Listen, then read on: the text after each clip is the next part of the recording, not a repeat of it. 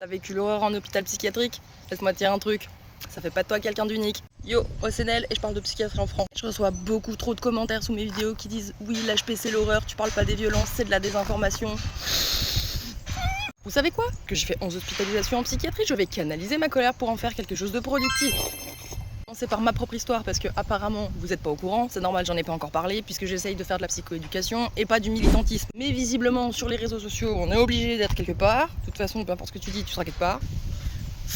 Donc c'est parti, moi ma première hospice, j'avais 19 ans, c'était une clinique, je comprenais rien à ce que j'avais des phobies d'impulsion, j'avais des images horribles dans la tête et personne n'a su me dire ce que c'était avant 2024. Donc je te laisse faire le calcul, il y a quelques années d'errance entre les deux. Tout ça saupoudré par une erreur de diagnostic. On m'a diagnostiqué avec un trouble bipolaire, donc j'ai été médicamentée à tort. J'ai pris 4 ans et demi de lithium, 4 ans et demi de l'amital. On a essayé de calmer l'anxiété qui du coup n'était pas du tout traitée à côté parce que je n'avais pas le droit aux antidépresseurs puisque c'est proscrit pour les troubles bipolaires. Donc m'a mis sous neuroleptique. J'ai pris 20 kilos. Je me suis sentie enfermée dans mon corps. C'était affreux. Je me suis retrouvée devant le PC des infirmières à chialer parce que je voulais pas prendre mon traitement et on m'a obligée à le prendre. Je me suis fait renvoyer dans ma chambre pour me calmer. Faut arrêter de solliciter les infirmières, faut arrêter de parler, faut machin. Maintenant il faut juste dormir. Quand j'ai fait un premier épisode qui ressemblait à un épisode maniaque, je me suis rendue moi-même aux urgences. Au final, j'ai attendu je sais pas combien de temps pour voir un psychiatre. Tout ça pourquoi? Pour rien, parce que je suis partie en prévenant les infirmières. Vous savez quoi? On m'a déclaré fuguée. Je suis revenue le lendemain. Au final, on a réussi à me faire rentrer en hospitalisation et je me suis retrouvée face à deux infirmières. Il devait être genre 4 ou 5 heures du matin, qui étaient désagréables au possible. Pourquoi elles étaient désagréables?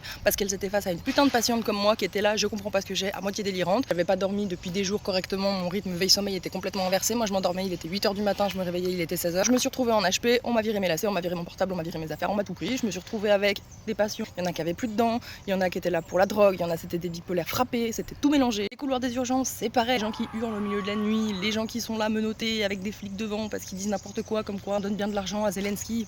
Les psychiatres paternalistes qui vous disent que vous vous engagez pas assez dans les thérapies, si vous avez encore peur, c'est parce que vous vous exposez pas assez, que vous voulez pas grandir, que vous fuyez vos responsabilités, qui vous infantilisent parce qu'en plus vous êtes une jeune femme. Comme j'ai pas été traitée correctement ni diagnostiquée correctement, forcément j'avais des symptômes qui étaient bien présents, notamment des crises de rage, des crises de colère absolument terribles. Un jour je me suis retrouvée à tout péter dans mon appartement, ma télé, renverser la table, jeter la vaisselle, hurler, tout ce que tu veux. Et je me suis retrouvée avec 4 policiers à ma porte parce que les voisins ont pensé que c'était des violences conjugales alors que j'étais toute seule. Du coup ils m'ont emmenée aux urgences et ça aussi c'est du vécu. Ceux qui disent que je me sers de mes vidéos pour faire du buzz, oui, peut-être. Justement, il faut un maximum de monde, il faut que tout le monde entende ça, il faut que tout le monde le voit, il faut que tout le monde partage. Les psychiatres, les infirmières, les aides-soignantes, les patients, les ex-patients, ceux qui sont pas encore entrés en clinique, ceux qui vont y aller, ceux qui sont allés en HP, tout le monde. Je veux voir un maximum de commentaires sous cette vidéo qui m'expliquent votre parcours, votre vécu, les violences que vous avez eues. Donc une bonne fois pour toutes, balancez-moi toute votre rage là, qu'on n'en parle plus. Moi je suis déjà en retard pour prendre mes médocs et après je vais au sport, histoire de me déchaîner un peu.